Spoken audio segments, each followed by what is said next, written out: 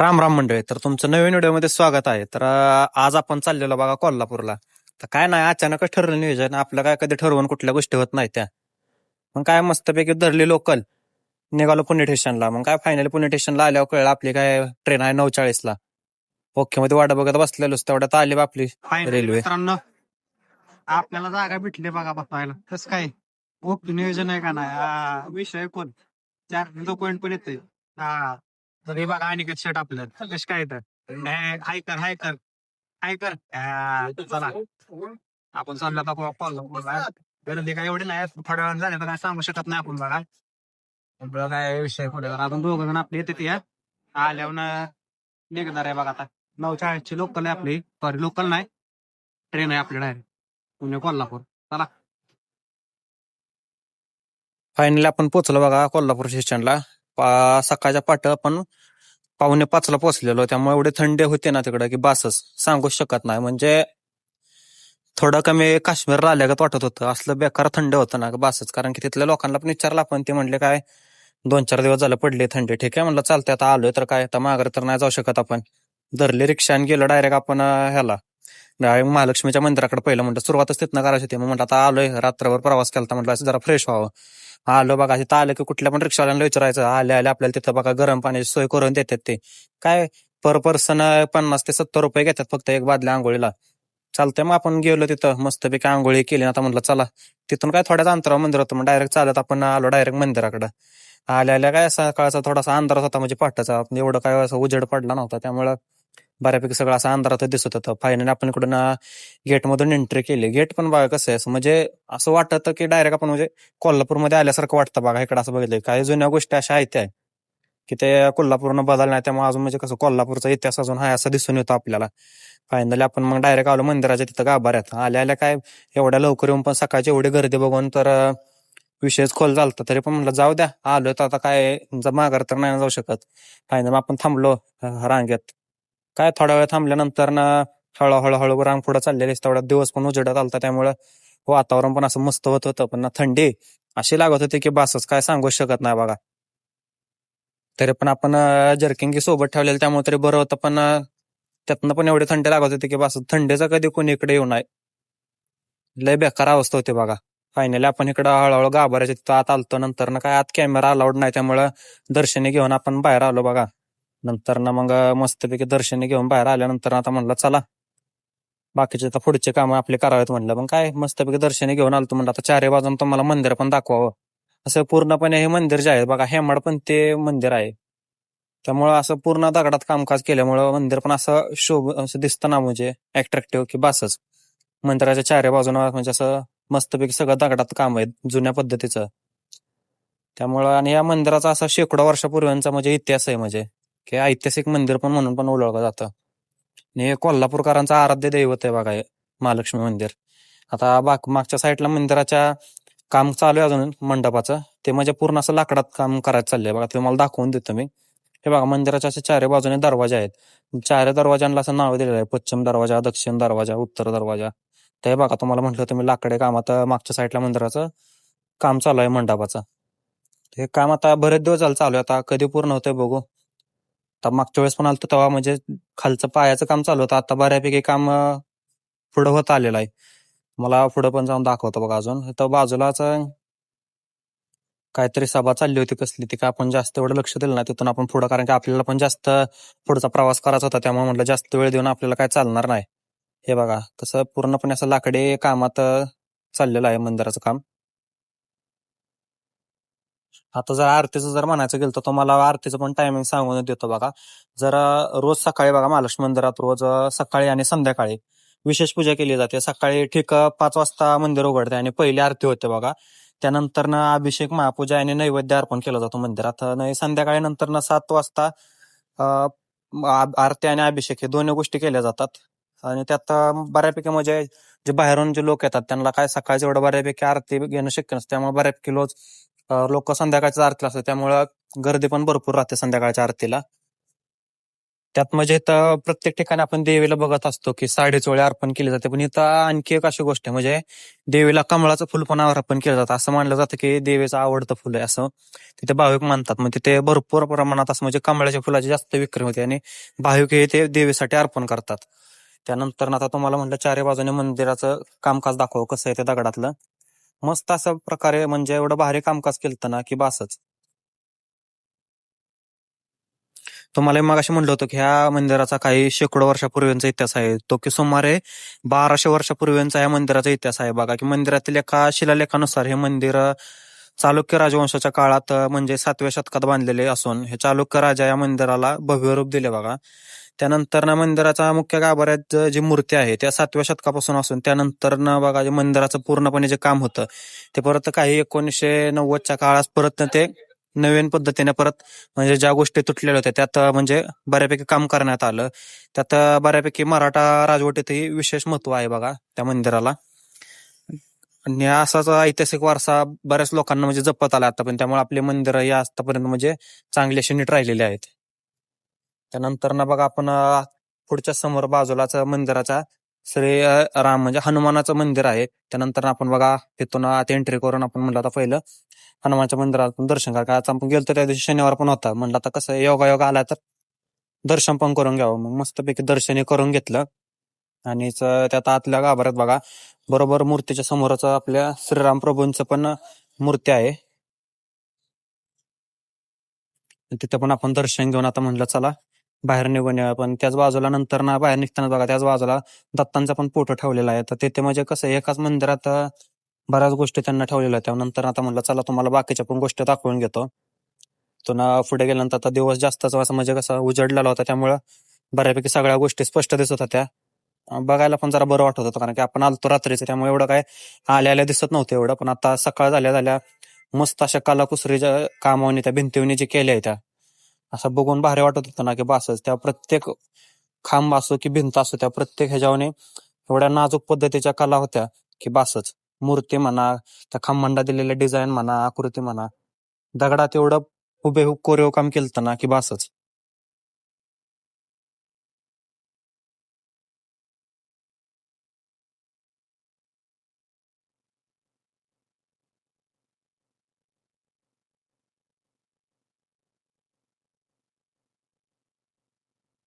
इथून बघा पूर्ण असा मंदिराचा व्ह्यू दिसतो बघा.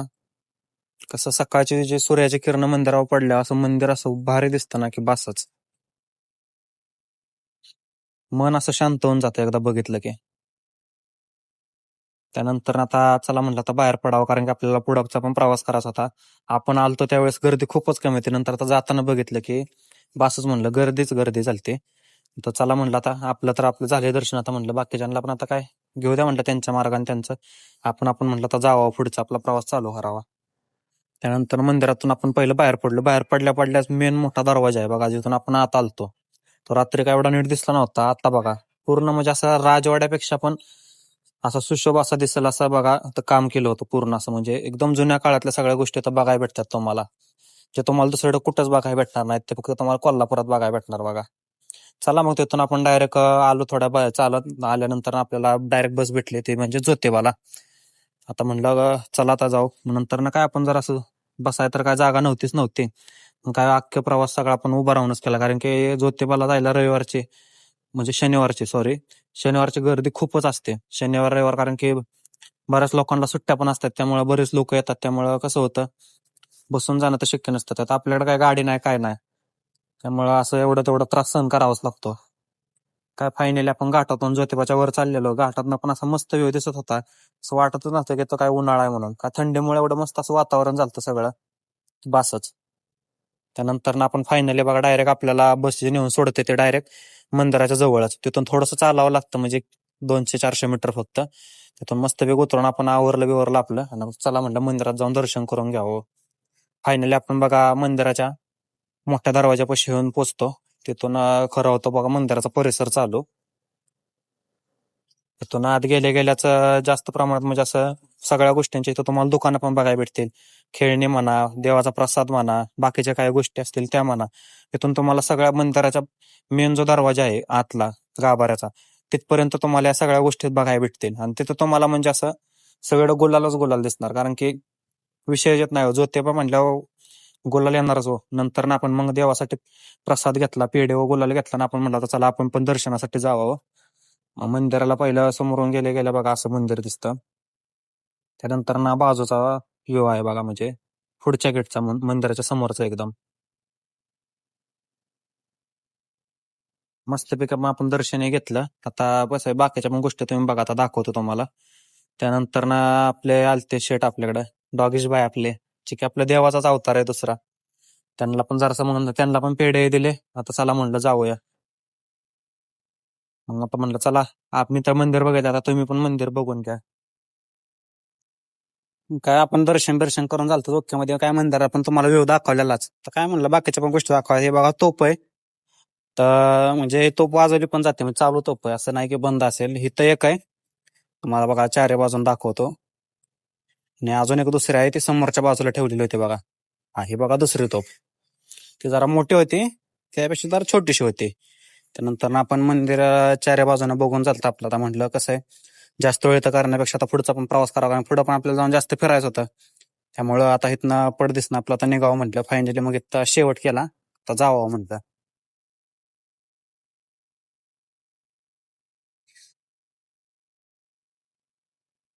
तिथून डायरेक्ट आपण आलो, आपण बॅग आहे ठेवल्या होत्या तिथे एका जागा, तिथं आलो.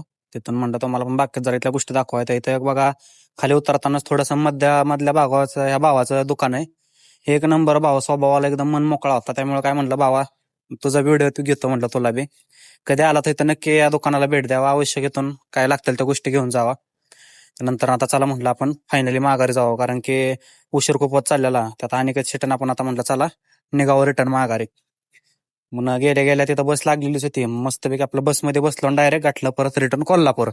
आणि दुसऱ्या काय आपल्या पर्यात आपलं फिरून कोल्हापूरला जायचं होतं, फिरायचं होतं आणि परत तिथं जाऊन आपल्याला. त्यामुळे फायनली फिरून आपण डायरेक्ट आलो कोल्हापूरला माघारी. जातानाच आपण इथं बघा पॅलेस बघितलं होतं, जे की इथं वस्तू संग्रहालय म्हणून आहे. इथं बघा कसं एकदम जुन्या काळातलं, म्हणजे पूर्णपणे दगडात काम केलेलं सगळं. तिथे जास्त काय तो व्हिडिओ काढायला परवानगी नव्हती, म्हणून आपण हळूहळू थोडं व्हिडिओ काढत होतो. तर फायनली समोरचा सगळा व्ह्यू घेतला. पूर्ण असं बाजूने बाग केलेला आहे, बागेच्या बरोबर मधोमध ते पॅलेस आहे. चारी बाजून अशी घनदाट झाडे अशी आहेत, बऱ्यापैकी मोठे झाडे आहेत आणि काही छोटे झाडे पण आहेत, फुलांची बाकीच्या सगळ्या गोष्टी आहेत. त्यात आत आलेल्या बघा असं जे कारंजे आपण म्हणतो, ते बरोबर त्यांना त्या पॅलेसच्या समोर केलेले आहेत. आणि मस्त एकदम असं दगडाने त्याला पूर्णपणे असं कंपाऊंड केलेल्यामुळे मस्त दिसत. त्यात काही कमळाचे पण फुले होते, एक दोन होते, जास्त नव्हते. त्यानंतर तुम्हाला पण बाकी जरा शिलालेख दाखवतो बघा. त्यांना ज्या आत ठेवलेल्या बऱ्याच गोष्टी त्या काय दाखवू शकलो नाही, कारण की आत फोटो व्हिडिओ काढाय बंदी होती. पण काही बाहेर पण बऱ्याच अशा गोष्टी होत्या की इतिहासकालीन पूर्ण जुन्या अशा, म्हणजे ज्या काही ठिकाणी सापडलेल्या त्या इथं आणून त्यांना ठेवलेल्या आणि नीट ठेवल्या होत्या, असं नाही की बाहेरच.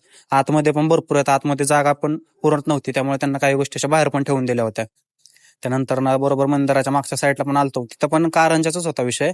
पण तिथं कसं होतं, म्हणजे कंपाऊंड पण नव्हतं, असं पूर्ण असं ओपनलीच होतं. त्यात बघायचं पण कमळाचे फुलंच जास्त होते. नंतर ना बाजूने येऊ बघा, त्यात इथनं तो चालू बाजूचा पार्क तुम्हाला जे बोललो, इथं त्याच्या चारही बाजूने पार्क आहे बघा.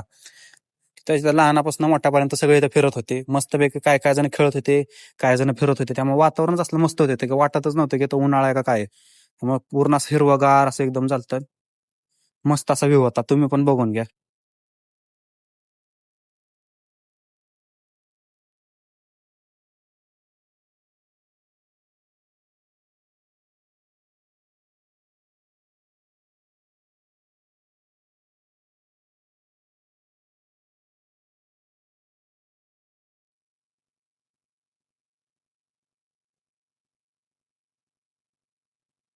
त्यानंतर ना आपण आलो डायरेक्ट तिथून, सगळं बघून झालं आपलं. आता चला म्हणलं निघावं. जाता जाता आपल्याला रंकाळ्याकडे आपण चाललो होतो. जाता जाता आपल्याला दिसलं बघा इथून चपल्यांची दुकानं, जे की कोल्हापुराच्या आन बान शान म्हणून ओळखले जाणारं कोल्हापुरी चप्पल. तर तुम्हाला जिकडे बघेल तिकडे सगळी कोल्हापुरी चपलींचीच दुकानं दिसत होते. त्यामुळे तुम्हाला पण दाखवून, कधी आला त्या मार्केटला नक्की भेट द्या. तुम्हाला पाहिजे अशा पद्धतीच्या इथं बनवून पण भेटल्या जातील चपल्या, आणि आयत्या पण रेडीमेड भेटून जातात. त्यामुळे अवश्य कधी आला तर या पेठेत एकदा भेट द्या. आणि आपण सगळे दुकानं बघत चाललेलो हळूहळू पुढे.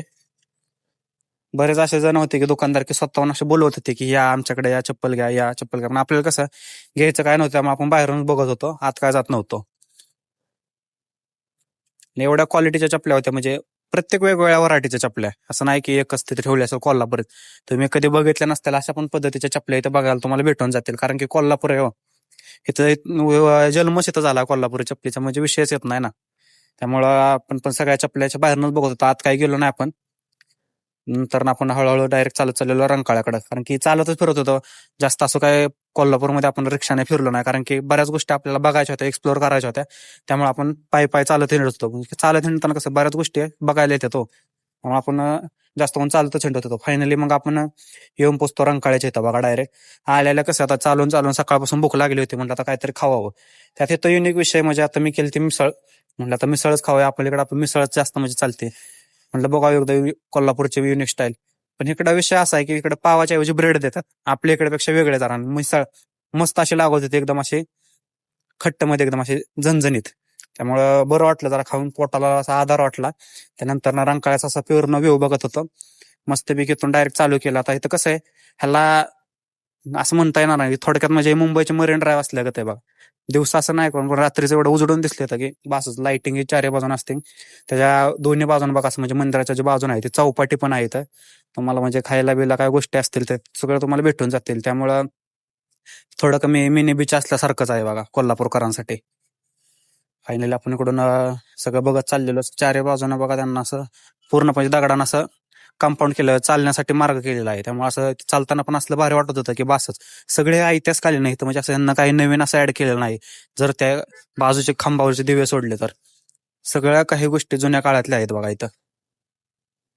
ह्याच रंकाळा तलावातून आपल्या महालक्ष्मी मंदिरासाठी दगड नेण्यात आलेले होते. आणि यात पण एक छोटंसं मंदिर आहे, तर कोणत्या देवाचं आहे ते काय मला माहित नाही एवढं. तुम्हाला जर माहित असेल तर तुम्ही नक्की कमेंटमध्ये मला तुम्ही काय माहिती सांगा. माझ्याकडून कसं काय राहिलं असेल माहिती सांगायची तर तुम्ही मला नक्की सपोर्ट करा, सांगा, म्हणजे मलाही समजेल नक्की काय आहे काय नाही विषय.